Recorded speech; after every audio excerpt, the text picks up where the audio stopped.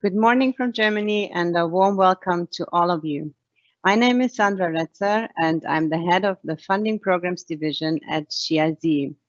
It is my honor to guide you through today's launch event, IKI Small Grants.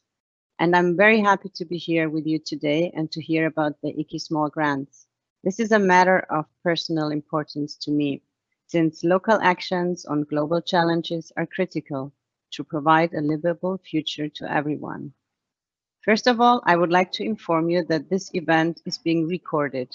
If you have an issue with recording, you can drop out and view the event later. The recording can be accessed under the current link for 7 days. After that, it will be available, of course, on several BMU and GIZ platforms. To start with, we will let our selected partners speak. They have sent us some amazing welcome videos and brief introductions to their projects. These are just a few examples of the many amazing video greetings we have received. I'm happy to introduce you to the following organizations.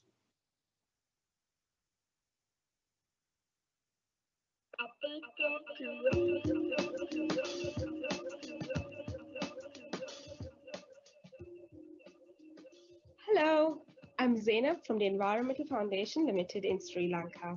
Sri Lanka is recognized as a global biodiversity hotspot. However, the biodiversity and ecosystems are becoming increasingly threatened by ad hoc development. Therefore, to assist policymakers to make informed decisions, we will be embarking on developing an index to value habitats based on biological value and ecological pressures to promote sustainable development. My name is Muhammad Aguilera from Trash to Cash in Nigeria. The name of our project is Women and Girls Recycling and Upcycling Plastic Trash, which is going to be implemented in the northern part of Nigeria. It's going to train 200 low-income women to learn recycling and upcycling skills for plastic waste. म तुलसी सङ्ग्रौला नेपालको 1 number प्रदेश पेकोफनको अध्यक्षको रूपमा कार्यरत छु। One मानव जीवनको अभिन्न अङ्ग र जीविकोपार्जनको प्रमुख स्रोत पनि हो। नेपालको कुल भूभागको 1/3 भूभाग वन क्षेत्र 1/3 जनसङ्ख्याले व्यवस्थापन गरेको छ। यस परियोजना मार्फत सामुदायिक वनहरूको कार्ययोजनाहरूलाई अद्यावधिक गरी जलवायु परिवर्तनको प्रकोप न्यूनीकरण गर्नुको साथै सामुदायिक वनको संस्थागत अनुकूलन क्षमता अभिवृद्धि गरी जैविक विविधता संरक्षणलाई प्रभावकारी बनाउने विश्वास गरिएको छ। Hello, my name is Martina Vismara. I work in Agri, Argentina. Our project addresses the adaptation to climate change for smallholder farmers of the Gran Chaco region. It is about the implementation of ITCs to promote the use of agroecological practices. The idea is to bridge the gap between rural and urban areas, facilitating the flow of knowledge even in times of social distancing. Greetings, my name is Grace Okiror from the Association of Uganda Professional Women in Agriculture and Environment in Uganda. The challenge being addressed is the declining indigenous plants in Mayuge district, threatening biodiversity and livelihoods. With the goal of strengthening conservation of declining indigenous plants by 2022, the activities will include sensitization, trainings, seed production, and dialogue. Greetings from Kuala Lumpur, Malaysia. My name is Julian Hyde and I'm the General Manager of Reef Check Malaysia. Our project with Icky will be implemented along the east coast of Peninsular Malaysia, a distance of some 600 kilometers, and it includes numerous marine protected areas covering many islands. We will be working with stakeholders on the ground, including islanders, tourism operators and government agencies, to achieve the project's two goals, which are: first, to strengthen marine resource management in Malaysia by building capacity in resilience-based management. And second, to encourage greater local stakeholder participation in management. Thank you.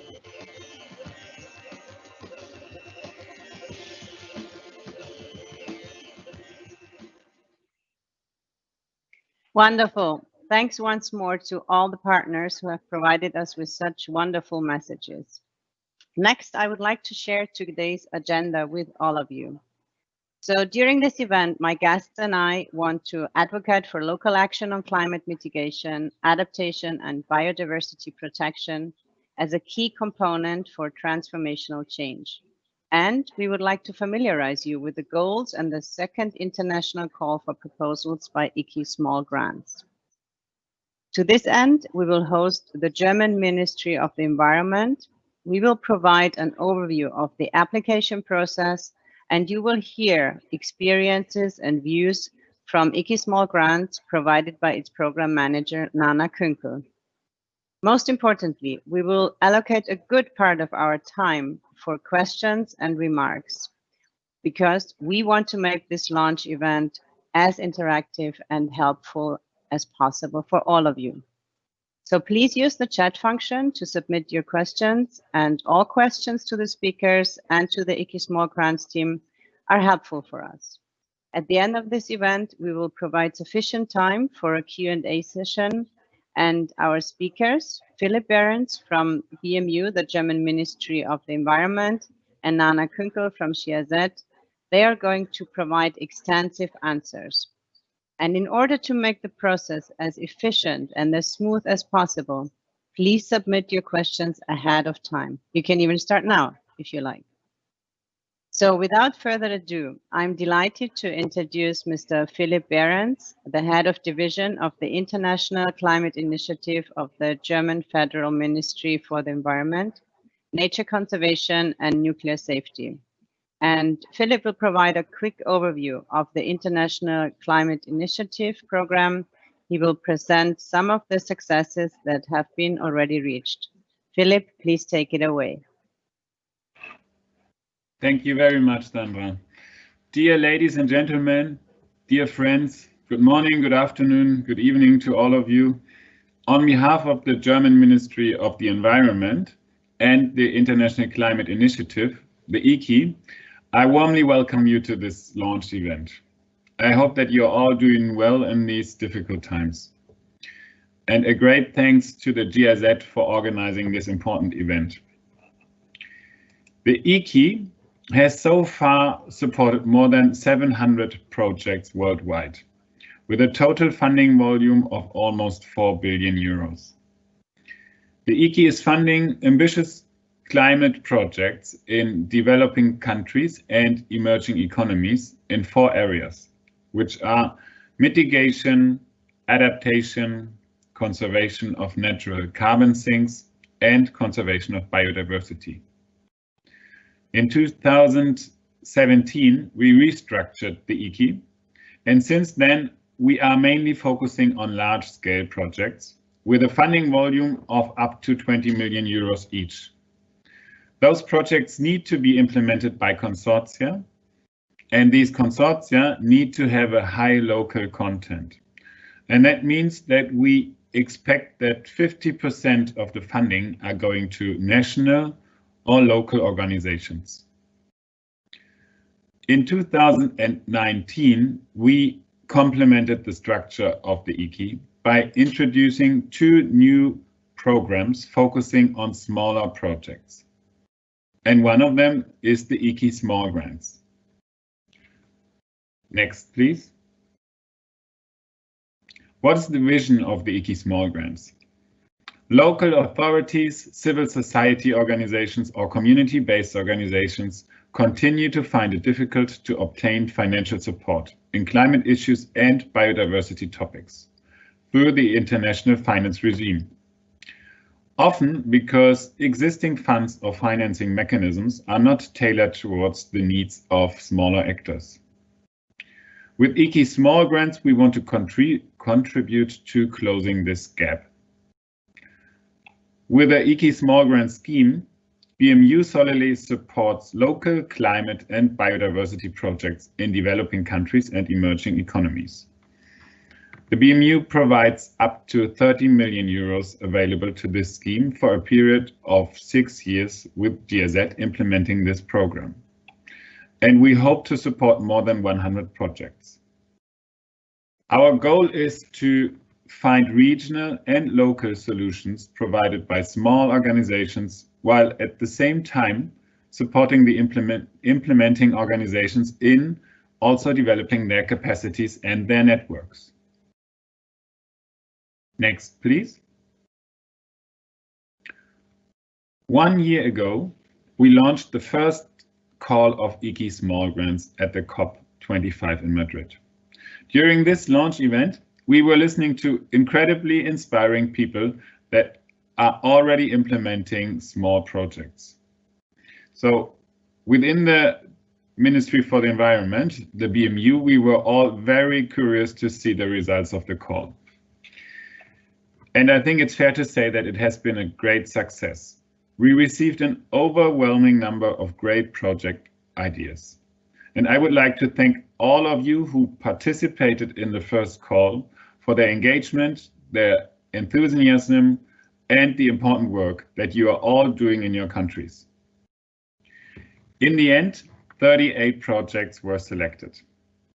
They are located in 27 different countries all over the world, and the richness of the submitted ideas was impressive. I would like to thank the GIZ for organizing and accompanying this first call so professionally. And I'm already excited to see the first results of these projects in the near future. Last week, on 1st of December, the second call for proposals by IKI Small Grants was launched. And we are very happy to present some crucial information about the call to you today in this session. We are excited to receive your applications. I would also like to invite you to share this IKI Small Grants call for proposal with your networks and among your colleagues working in NGOs and other small organizations across the globe. Please also stay in touch with GIZ and the IKI Small Grants team to provide feedback. Only then we can make sure IKI Small Grants becomes a great success. Thank you very much for your attention.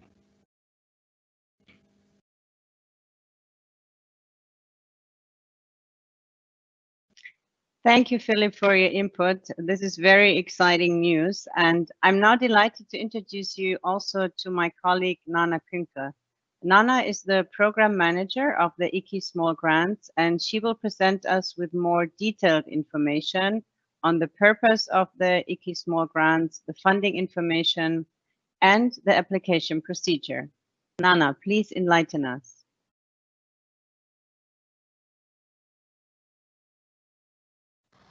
Thank you, Sandra. It's a great pleasure to be here, albeit at a distance. For us as IKI Small Grants, it's partly even a chance that virtual communication has become so common because IKI Small Grants and all the partners are spread all over the world. Of course, we do hope that we can engage more directly very soon again. IKI Small Grants is about small organizations. It is about engagement of local players, of subnational actors. For combating climate change and biodiversity loss, we need everybody. We need action from the international level down to the national and local level. And in particular, the local level is in the focus of IKI Small Grants. This importance of the different levels was partly also stressed in the IPCC Special Report 2018, strengthening the capacities for climate action of national and subnational authorities, civil society, the private sector, indigenous peoples, and local communities can support the implementation of ambitious actions implied by limiting global warming to 1.5 degrees. It also says international cooperation can provide an enabling environment, and we hope to contribute to this. IKI Small Grants focuses on small organizations. This is also reflected in the criterion that only organizations with an annual revenue of up to 500,000 euros are eligible for funding. You will see this in a minute. IKI Small Grants wants to bring about innovation, and we really have seen in the first call an overwhelming richness of ideas and an innovation potential. New ideas developed on the ground. Also in the second call, we hope to find as many innovative ideas as in the last one. IKI Small Grants also has a strong focus on strengthening capacities. We all know it's difficult, really, to run projects, to to steer for impacts, to run an organization. And depending on your circumstances, for example, like the COVID-19 situation, this makes it even more difficult. So strengthening capacities of organizations is also a key concern. And in a second step, this should and could also lead to more direct donor funding for national climate change or biodiversity finance. The large IKI is one of these funding options. Next slide, please. We're here because the second call is now open. It started on 1st December, and it will be closed on 9th of February 2021. This is really an important deadline. No applications can be considered after 9th of February. Information on the call is published on the Icky website. There's really extensive information on the call, and I recommend to you and urge you to read it carefully, because accurate proposals are a key success factor in the application process. All applications have to be submitted via an online platform. I will show you in a minute. And projects should plan to begin in the fourth quarter of 2021, as experience shows that the start always needs some time ahead. Applicants may apply for funding of up to 100,000 euro, between 60,000 to 100,000 euro in, let's say, in the normal case. But we have allowed for one exemption here in the second call. We allow for applying up to 200,000 euro in case of construction or installations of specific mitigation or adaptation facilities or technologies. For instance, solar panels, small wind turbines, small-scale irrigation facilities. This should be well integrated in the project concept and would allow for a larger grant volume to apply for. And there will be additional support for capacity development at organizational level that you can directly budget in the proposal, which can be up to 10,000 euro. Next slide, please. We've already heard of the 4 thematic areas of the International Climate Initiative, and these hold also for IKI Small Grants. The first is mitigating greenhouse gas emissions. The second is adapting to the impacts of climate change, conserving natural carbon sinks and forestry, and conserving biological diversity, all important for climate change. Very importantly, only projects with a clear focus on one of these areas can be selected. We know that at the local level, sometimes topics overlap and need to be treated in an integral manner. Still, these projects have to have this clear focus on climate and biodiversity. Promoting ambition and innovation in climate action, and particularly in mitigation, is particularly appreciated. It is simply so important. NDCs can be an important vehicle to address and to integrate, and even with the small-scale projects, a link to these NDCs is very beneficiary. The call emphasizes gender equality and thus encourages proposals that include the empowerment of women and address gender issues or are submitted by women's rights organizations. Next slide, please. There are a number of eligibility criteria of a more formal nature. They are all presented in the funding information, and here on the right side you see a screenshot of the website.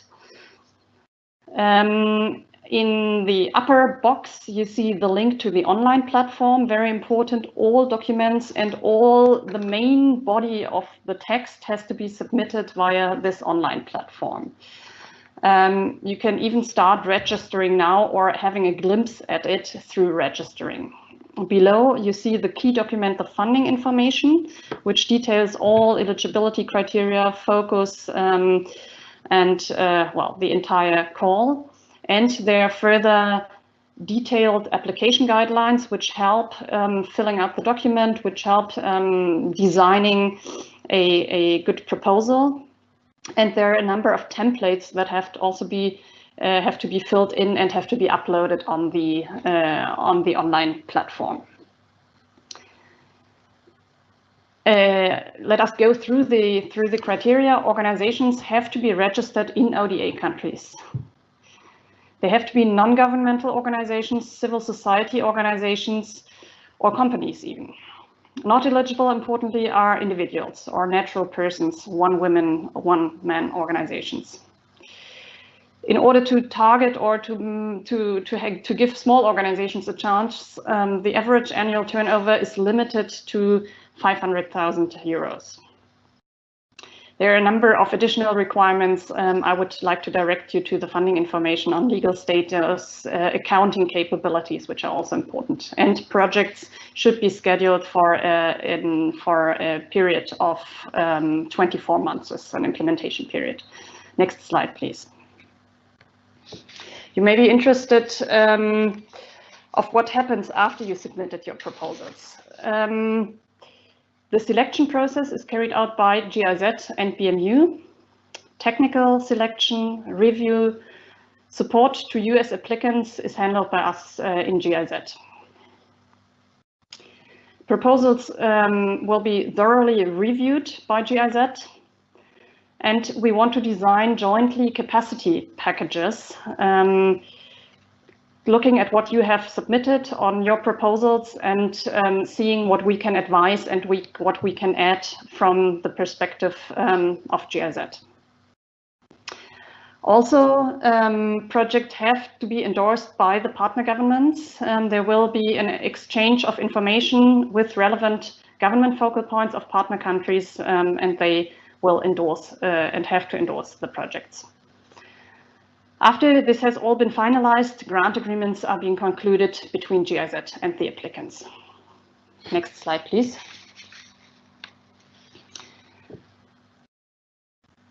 The last aspect I would like to focus on is capacity development. This is a quite unique aspect of IKI Small Grants, and it means selected projects receive special support at organizational level through IKI Small Grants, and that is the project team and GIZ field structure in countries all over the world in the partner countries. It consists of tailor-made support through specific accompanying capacity development measures, and these will definitely be coordinated with the applicant. There's great potential in connecting projects to international networks, to GIZ networks, partly through workshops that take place in the country, through networking events in the partner countries, but also at international level where it concerns thematic networks. And we can also provide methodological support for networking, also key capacity, let's say, of small organizations, and for advocacy work, because all of you who submit proposals normally have a mission. You want to achieve something, you want to spread the word, and how to do this best. We also try to support you. With this, I would like to stop here so we have time for discussion. Thank you.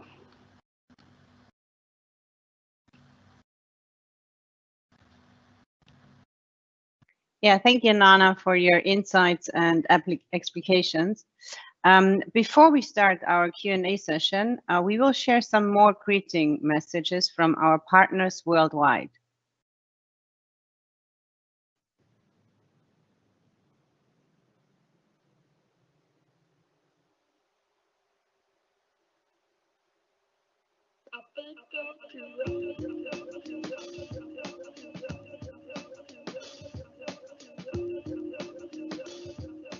Hi, I'm Chifundo from the Schools and Colleges Permaculture Malawi, Scope Malawi in short.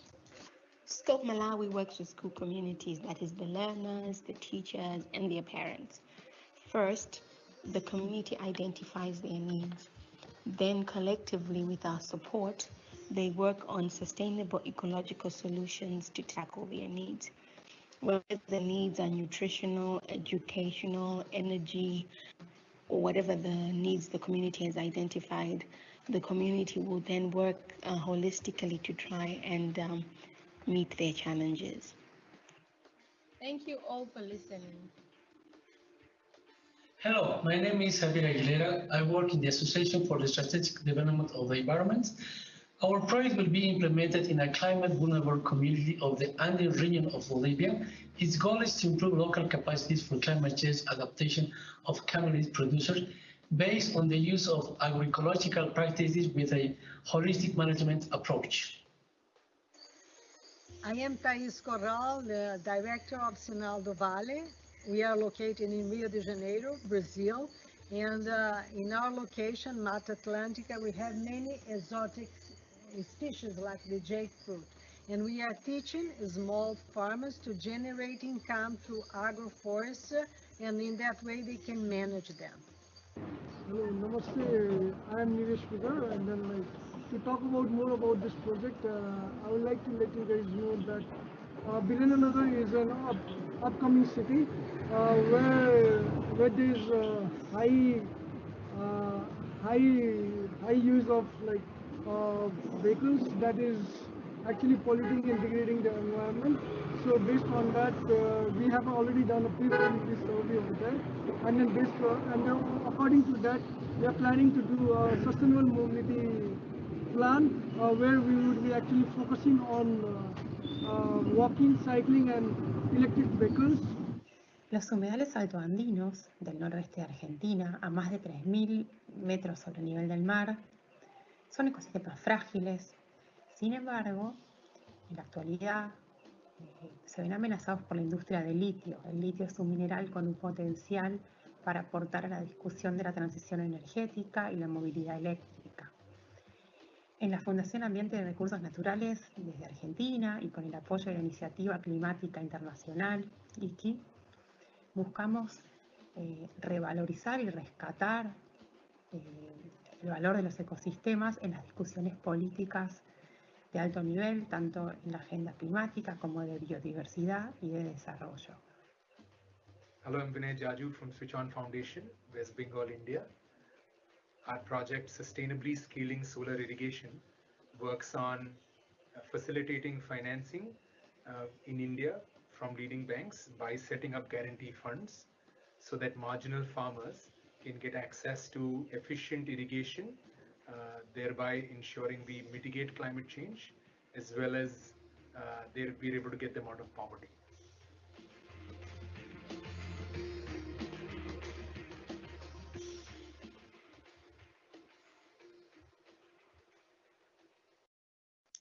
I think now we all can't wait to see the new proposals, and it's very exciting to see those diverse examples. So let's open this conversation to all our participants, and I'm very happy to see that so many of you are here today. And of course, our questions will be answered by the two speakers, Philipp Behrens and Nana Künkel, and they will be delighted to do so. So I have a first question coming in. It is for Philipp, and the question is, could you elaborate a bit more on the importance of national content and the role of smaller NGOs? And what is BMU's motivation to implement IKI Small and Medium Grants? Yes, thank you very much for this question. It's a very important question for us because as I mentioned in my presentation, we introduced those IKI large-scale projects a couple of years ago, and we think that with large-scale projects, we are maybe it is a bit more likely to be able to trigger transformational change on the whole of society perspective, but then we are leaving a gap for smaller projects and smaller organizations, and often smaller projects are even more important for the work on the ground, and the existence and the work of smaller organizations is crucial for international efforts and national and regional efforts. And the one approach we are trying to tackle this challenge is by our idea of local content, that we say all the consortia working for the IKI have to give at least 50% of the funding to local and regional organizations. And then, of course, we are implementing the IKI Small Grants and the Medium Grants, because we think we need to enable the NGOs and the local communities on the ground to do their important work. We want to enable them to take part in the local and regional discussions, in the participating in the decision-making processes. And I think that they are playing a crucial role also in decision-making processes like NDCs or national allocation plans, but also on the regional level. So we want to strengthen those existing structures and enable more people to do this work on the ground. And that's why we think that projects like the IKI Small Grants projects are so crucial for regional, but also international climate and biodiversity projects.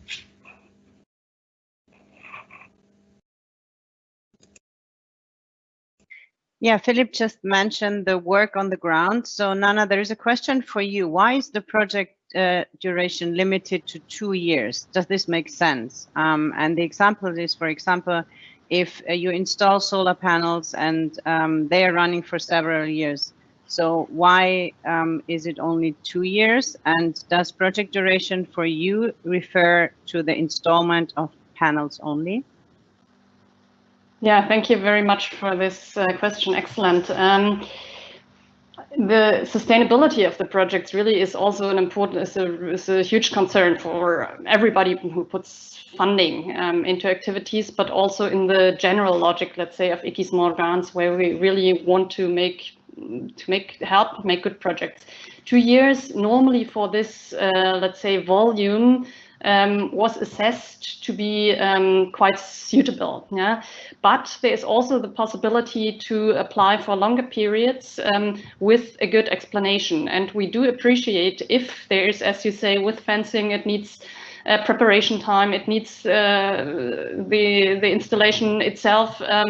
Indeed, we are not interested in just putting up, setting up, constructing, installing certain facilities and not embedding it into the needed, let's say, setting. Yeah, so there are possibilities to apply for longer periods.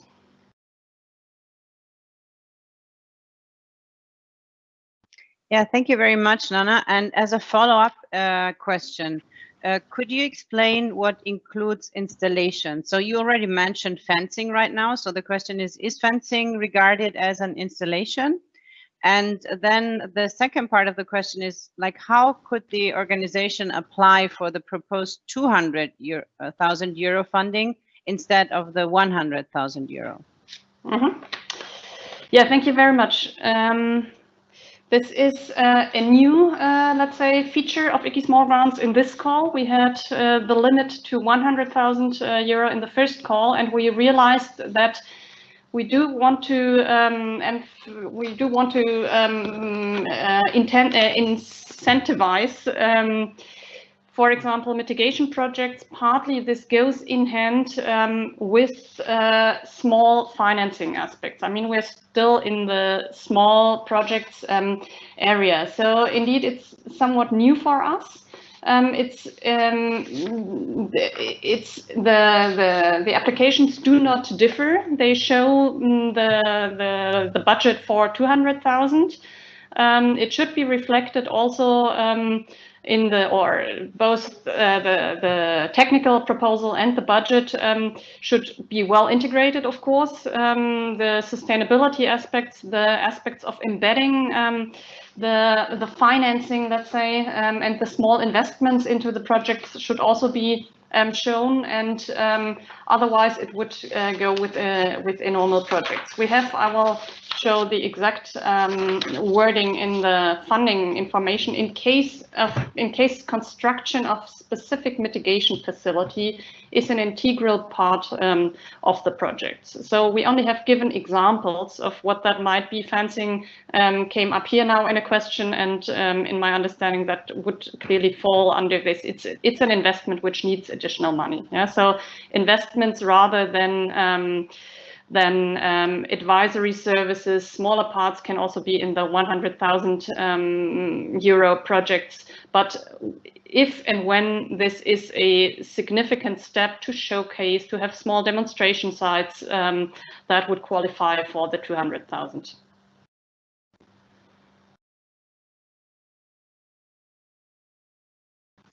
Yeah, and then we have a question for Philipp. It's actually two parts. So the first one is, can regional organizations apply for cross-country projects? And the second one is, can for-profit organizations apply for the IKI Small Grants? Thank you very much. Yes, the answer is yes to both of the questions. The most important thing is that the organizations are registered in ODA countries, and both or more countries where the project is implemented need to be ODA countries as well. And then it is possible. And yes, for-profit organizations are able to apply, but not for this component, which is on the capacity building, and the work needs to be a clearly non-profit project as well.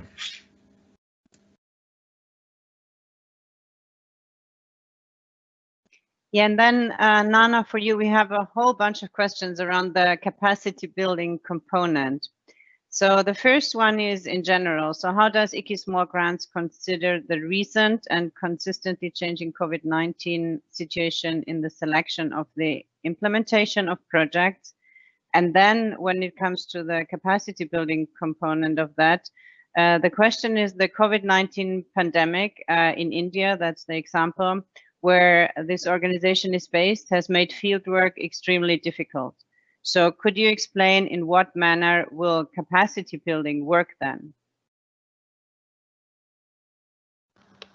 Yeah, thank you very much. Of course, this was a very difficult year for all of us, and it's unfortunately not over yet. We don't know how will be the situation in the second half of 2021 when the projects that are submitted now can start. So there will most likely be a certain quite an uncertainty by, we said, February 9th. We probably will still not know how the world will look like in late 2021. We dealt with this year because it was the same situation, that we did allow for additional flexibility in terms of timing.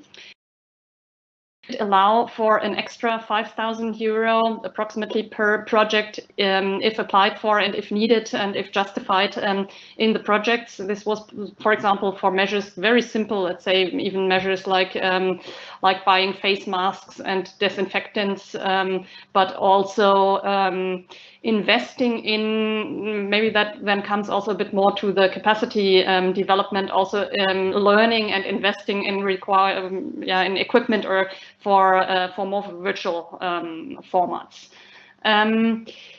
So of course the situation and field projects are particularly difficult. Yeah, nonetheless, this whole project and the BMU who funds this project is still appreciating this work, and it is clear that it is important that it is ongoing, yeah, and that also the difficulties related to this are being, let's say, appreciated.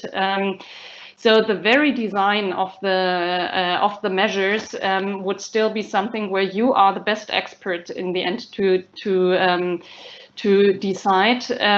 Maybe one clarification on the capacity development. We do differentiate between capacity development or capacity building that your project offers to a community, to a region, even at national level, yeah, by providing ideas, by providing solutions, by providing workshops, trainings, by supporting processes. Yeah, that's the content, let's say, of the project. And the additional capacity building that we emphasize here as well, with a much smaller financial share to it, but still an importance, that your organization also is really invited and supported by us to learn further. So, for example, if there are additional also exchange of information, I could, for example, imagine that we can organize and contribute. How have organizations in other countries dealt with the with the situation. Of course, anything in the area of software, of techniques for virtual formats, or for any, let's say, more at a distance activities. Maybe I'll leave it here, and happy to hear if there are also additional questions.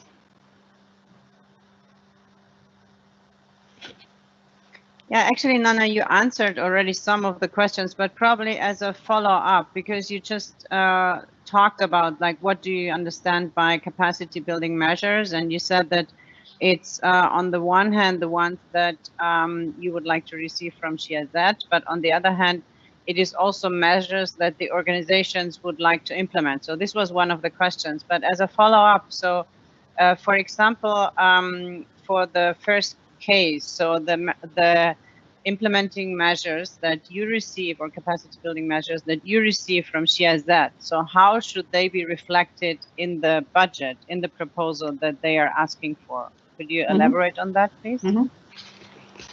Yes, thank you very much. Indeed, this does not have to be budgeted, because that would be provided, let's say, in kind by GIZ to the project. There is the possibility to budget up to 10,000 euro for own capacity building measures. Our experience from the first call shows that there was a certain emphasis, let's say, on trainings. There was also an emphasis on in all areas, and we really were impressed, really, how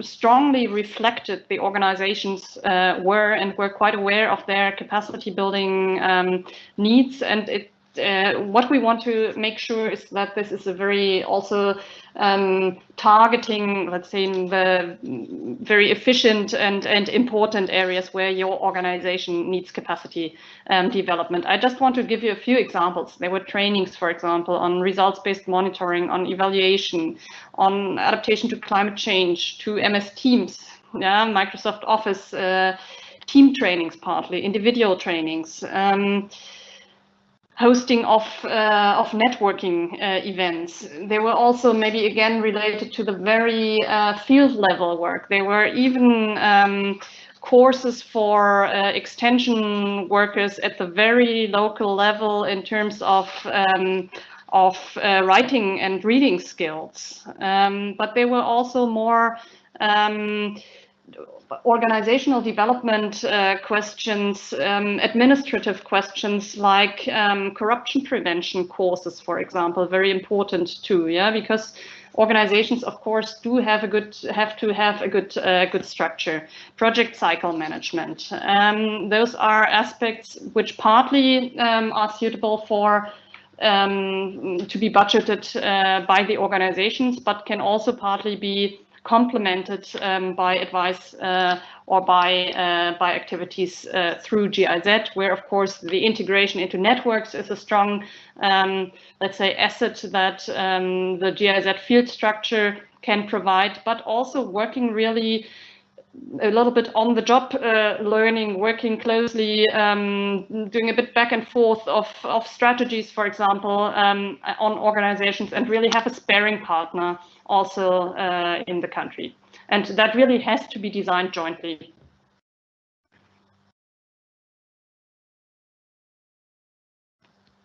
Yeah, thank you very much, Nana. There is another question again on the funding itself. So, for example, if an organization hasn't received any funding before, but this organization has been working voluntarily to address climate change issues in their countries, and so, of course, they cannot show that their turnover is at least 60,000 euros. So probably that's already the answer. Can they apply or not? Or is there any chance how to apply for them? Yeah, that's a very good question also. And of course, I mean, that's a very highly appreciated work that this organization is doing, if it's completely based on voluntary work. For the IKI Small Grants, for this call, indeed, there is a minimum annual turnover that must be shown, which is given that the minimum volume to apply for is 60,000, and that the turnover of the organization should be minimum the total volume, the annual turnover should be minimum the total volume of the funding that you apply for. Indeed, that leads to a minimum annual turnover of 60,000 euro.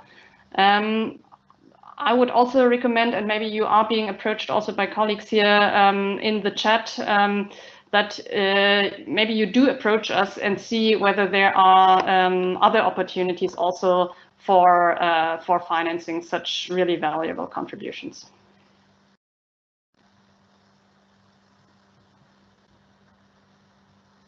Yeah, thank you very much. And I like this question, actually, the next one. So what made the 38 projects that you've chosen special? And so what is the made you choose them? So because they also want to know how many submissions we got for the first call, and so probably you can elaborate on that a bit. Yeah, thank you again. And of course, this is one of the somewhat difficult questions. We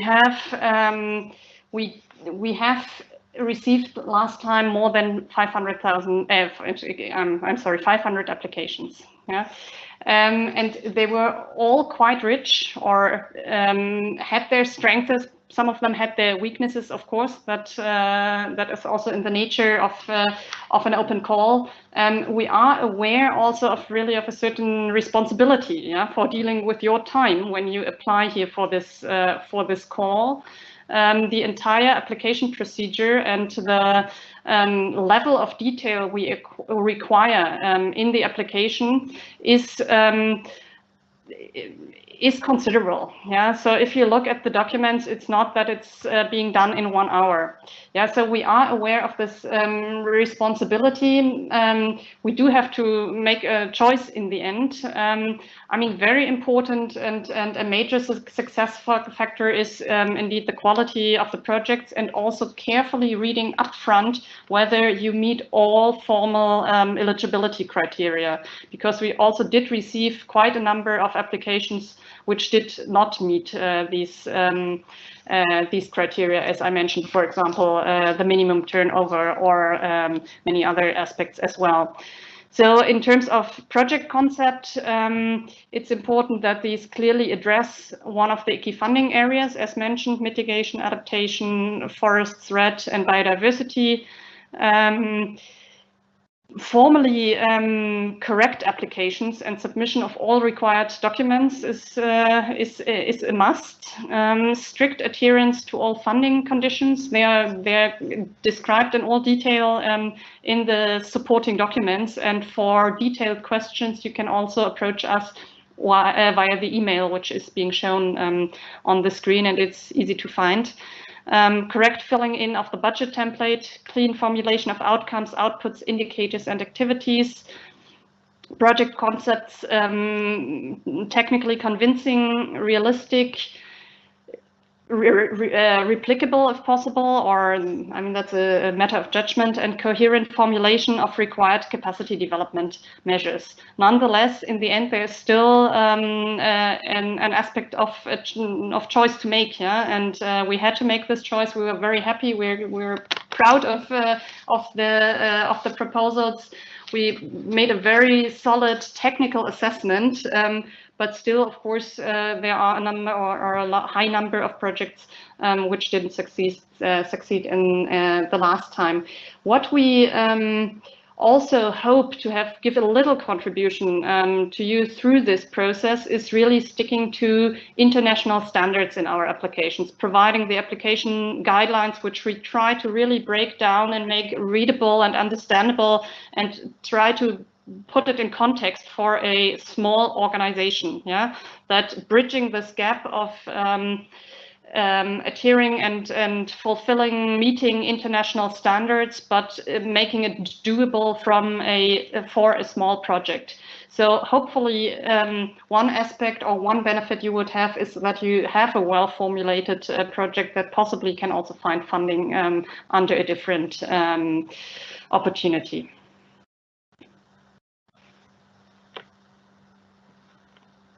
Yeah, thank you, Nana. And I actually would like to hear also Philipp's opinion on this question, and probably also on a little bit more personal note.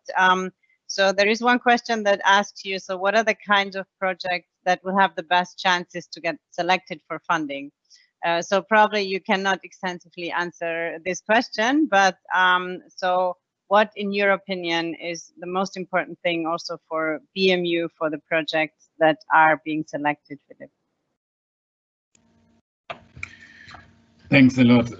Well, I can first of all underline everything Nana just said about the project selection, and maybe I can add that we are, of course, that the motivation of the BMU for the small grants is that we want to be able to fund projects that we would not be funding otherwise with our large-scale projects. So we are looking for new ideas, creative ideas, innovative ideas.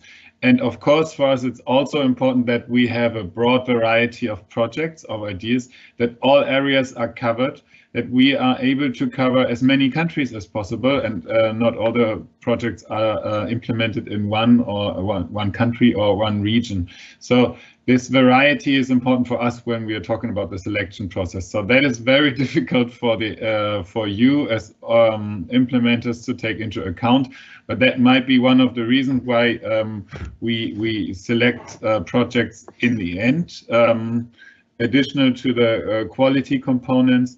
And as I said, we will look at the projects afterwards once they are implemented, and will think through thoroughly whether one or the other can be transferred to other situations, to other countries, and why did we not try that in other countries? Why did no one else have the idea to implement something like that? That are criteria for us, not the hard criteria, but that's something that we have in mind when we are selecting the project. So we're very keen for new ideas from you.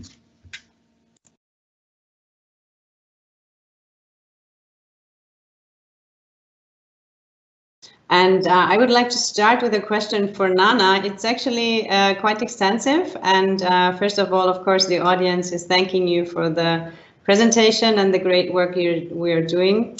And they would like to have a few more things on the eligibility requirements. So there is an organization, and they ask in particular about the following points. So the first one is that the applicants of project proposals must be based and registered in countries that fulfill the criteria for official development assistance.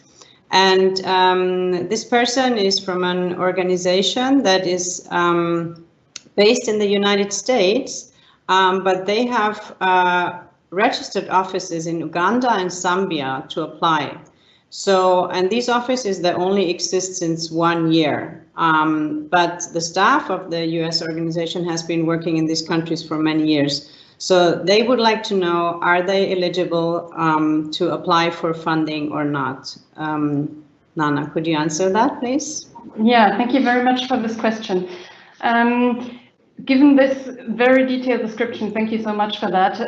This all taken together would really mean that IKI Small Grants would not be the right program to apply in, because the years of experience taken together with one aspect that branches of organization in a non-ODA country are not eligible for funding would then indeed mean that it could not be IKI Small Grants.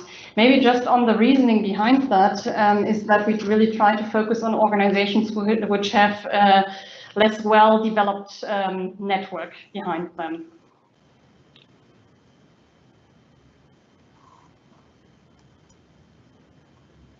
Yeah, thank you very much, Nana. I think there's actually lots of questions for you here, and I would like to put two questions together. So it's there is a question of the thematic areas. So is it possible to put like two different thematic areas in a single proposal? And the other question is small profit organization, are they applicable for this call? Yeah, thank you very much. We will ask you, or the application platform will ask you to select one focal area, one thematic area.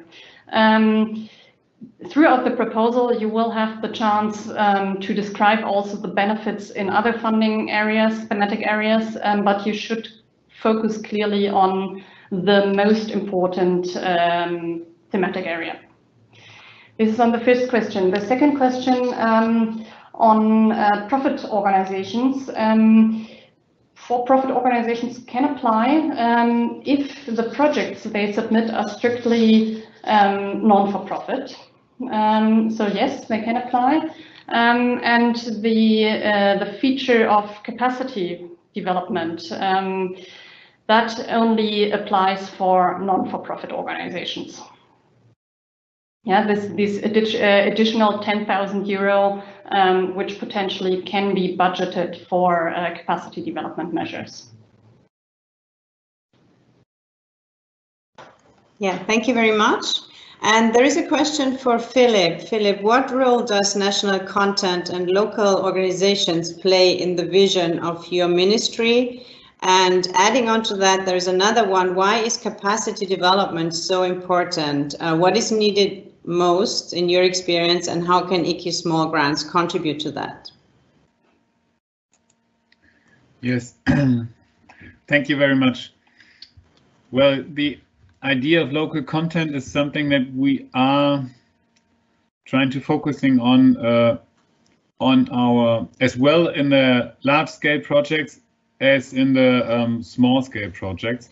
And actually, I think that it is of most importance that the added value remains in the countries and the regions where the projects take place.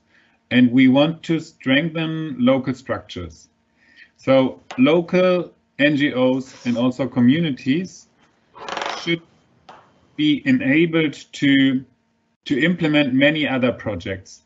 So they need the skills to organize that, and they should be able to trigger the transformation of communities, regions, and societies.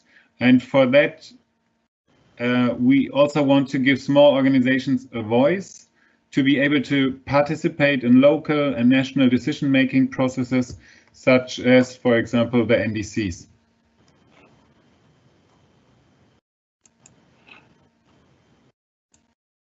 Yeah, thank you very much, Philipp. And one question which is related to our COVID-19 situation. So how does IKI Small Grants consider the recent and constantly changing COVID-19 situation in the selection and implementation of projects? Nana, would you like to answer this question? Yes, thank you very much. Yeah, of course, this is a situation that has hit us all very strongly. And in particular, so very local organizations. This occurred for the first time, of course, in the ongoing call, and here we allow for a top-up of the originally budgeted proposal. And the measures that are needed are different depending on what the organizations suggest. That can be protective gears, that can be that's like disinfectants, like face masks. That can be training on new forms of communication, of exchange. Or what we have also seen is the need for more flexibility in the implementation of projects as regards timing.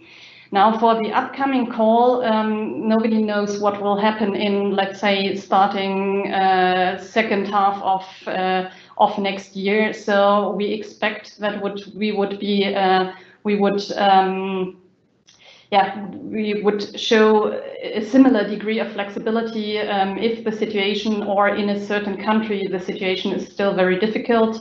And we are clearly aware of certain, let's say, changes. No one can foresee even how and when we can go back to a complete normal, what are slight changes. So what I can ensure is our, let's say, our thorough and our careful consideration of these concerns. And I think we have, the first call has shown that with the applicants, we have found good solutions here.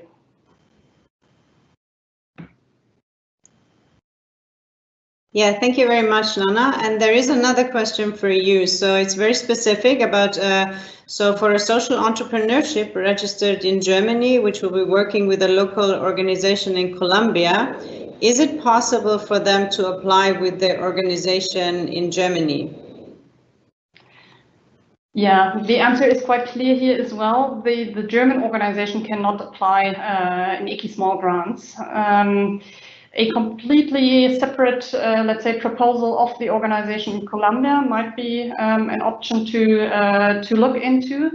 And I may also forward this question also to Philipp, because there's a program in the International Climate Initiative on smaller programs, the IKI medium grants, whether that might be also an interesting option. Yeah, thanks, Nana. I can take over here. It's exactly as you said, the IKI medium grants, that is focusing on German NGOs that are implementing projects in ODA countries together with partner organizations. And there will be a new call in February next year. So you might want to have a look at our website. We have published one call so far in the last year, and the next one will take place in February. And that's probably the right thing for German NGOs.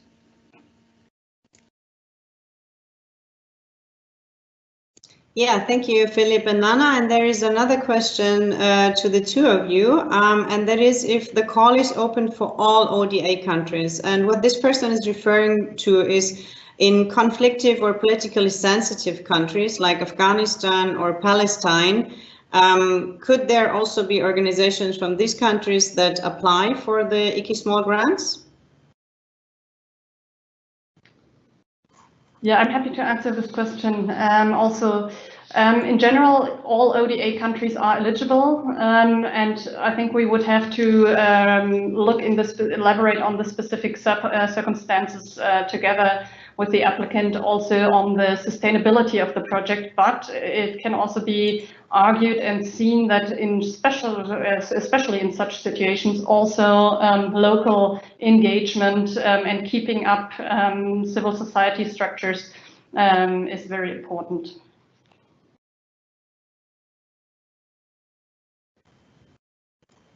Yeah, thank you very much, Nana. And then we have someone from Iran, from the Ministry of Energy, and this person would like to know if there is an organization that has several project ideas. Should there be one person and one focal point to submit this? And they also want to know if there is a limitation of the proposals that can be submitted by one country, for example, in this case, Iran. Yeah, no, there is no limit to how many projects can be submitted for a country, and we have not experienced any coordinated applications from organizations from a country, given it is a broad call to a broad, let's say, to a broad range of actors, which are non-state actors. Mm-hmm. And on top of that, is it possible to find a national contract person in all the countries that we could address to in case we have questions? This is to you, Nana, I think. Mm-hmm. Yeah, thank you again.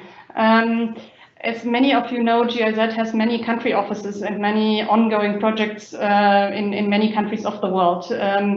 You're invited also to contact these colleagues that you know, but the first contact point would always be the IKI Small Grants. You you can in the end choose your preferred way. And we do have a website. I think it might even be seen in the background. That's IKI-small-grants@giz.de, and we're happy also to be in touch. And then one question on the review of proposals. So there is, of course, we know it's small organizations and they put a lot of effort and a lot of work in the proposals. There was one organization, they didn't get the funding in the end. So their question is like, how could they improve? Like, is there anything that BMU or CIZ is offering after the projects have been rejected that this organization can learn from in the future? Yes, that's a very valid question, really. Yeah? We are aware also of a certain, let's say, responsibility in the end. By inviting you to this call, you also have heard that funds are not unlimited, yeah? And we do have to select a certain number of projects. We have fairly detailed, let's say, application procedure, which requires to do really already quite some thinking on the project proposal. We hope partly through these nonetheless following international standards. Yeah, so we do hope that with these project proposals, of course, you can resubmit project proposals also in IKI Small Grants. We also hope that you might be able to have a, let's say, state-of-the-art proposal that you might be able to submit to other funders. Yeah, we might, or we also want to put in some more thinking into this issue and into this matter. And in the end, also, we would appreciate maybe your ideas on what would be a useful contribution for you.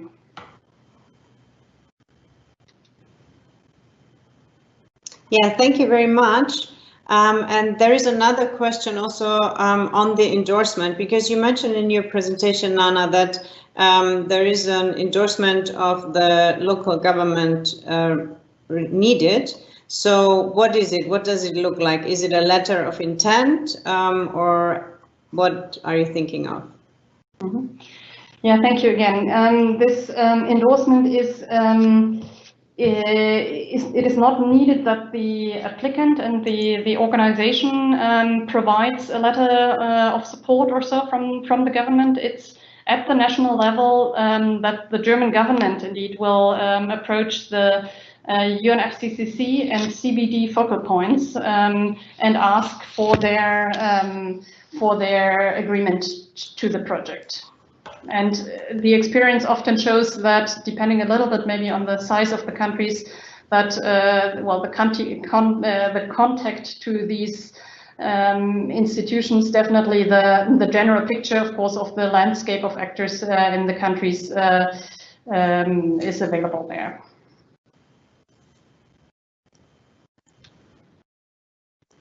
Yeah, and further onto that, will projects that span more than one country be considered, or will single country projects be preferable? Probably Philipp could answer this question. Sure, you can. Thank you very much. You can also apply in 2 countries, and single country applications will not be preferred.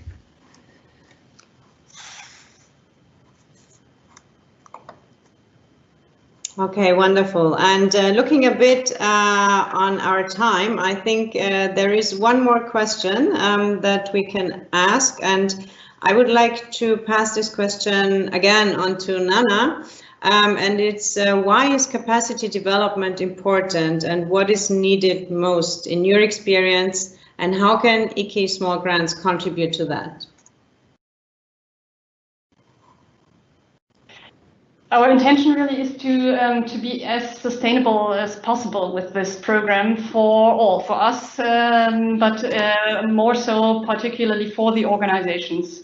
Thus, we frame it a little bit partly as let's say, learning by doing. Yeah, and of course, it's not the first project you as organization submit. Otherwise, you wouldn't be able to pass the, let's say, the eligibility criteria. Nonetheless, we allow for a certain emphasis and time, and therefore also resources, and also put on extra resources from GIZ knowledge to stress and emphasize this point. Studies, for example, which show that well-trained staff and leadership are very important for organizations, that participation and networking capacities, how well they are integrated into networks, are an important asset for and capacity feature of organizations. The use of good practices in management, for example, are also a success factor for organizations. So in order to help with these projects, first of all, of course, the implementation of very important approaches and topics and new ideas.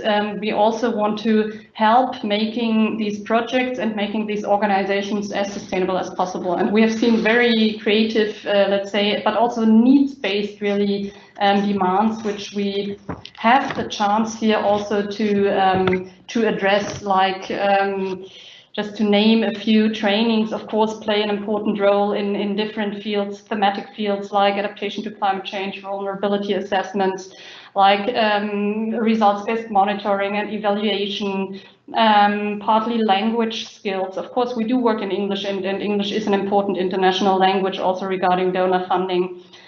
Even alphabetization or literacy skills in general. Yeah, if we work at very local level for extension staff, we have seen now in view of, possibly in view of Corona, I don't know, team training in Microsoft Office, for example, yeah, and in Teams use.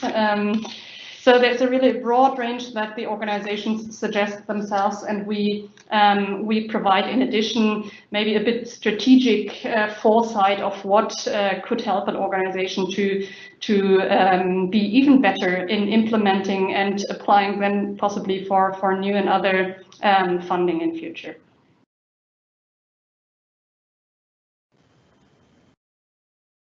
Yeah, thank you very much, Nana. And actually, I would like to allow for one last question, because I think we are all interested in that. And it's, what is the success rate of the proposals that are submitted?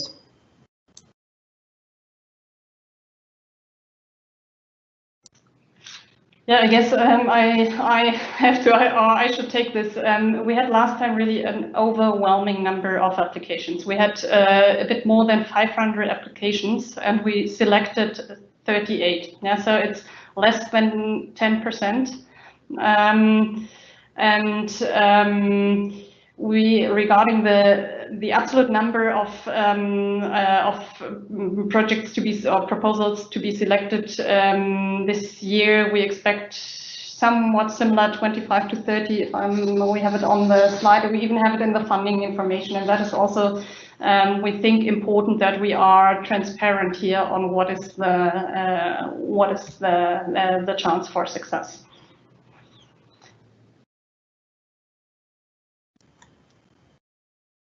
Yeah, thank you very much, Nana. Thank you very much, Philipp, for answering all these questions. And of course, thank you, ladies and gentlemen, again, for the great participation and for sharing your questions and comments with us. All the questions that have not been sufficiently addressed yet, they might be answered by the funding information and the application guidelines, which you can find on the IKI Small Grants website. And we will also put the email address and the link to the IKI website in the chat. And I thank you all again for joining today. Don't forget to spread the news about IKI Small Grants and the second call of proposals. And I wish you all, wherever you are, a lovely day and a great evening. Thank you. Goodbye.